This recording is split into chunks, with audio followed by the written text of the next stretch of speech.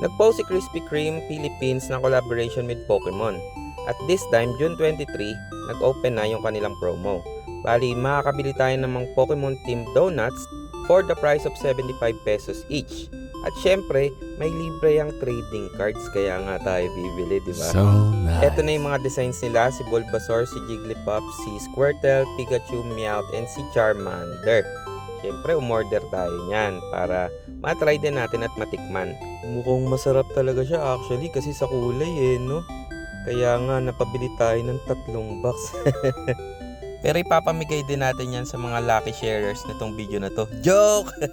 Binigay na rin natin yung OG card kasi meron tayo. At binigay na rin ni ma'am yung Pokemon card. 1 Pokemon card per transaction nga pala. So ginawa akong 3 transactions kaya nakakuha ko ng 3 booster or fan pack. At syempre, ano pang gagawin dyan? E di buksan na yan. Dito sa Twilight Masquerade nga pala, si Greninja EX yung pinaka-hit. And syempre, dahil fan pack lang to, baka wala tayong mga hits dyan. Second pack natin, sino kaya? Okay, Poochyena. At sa last pack, ang makukuha natin ay Revholo na Froslass. Okay lang yan, tirahin na lang natin to. Bye!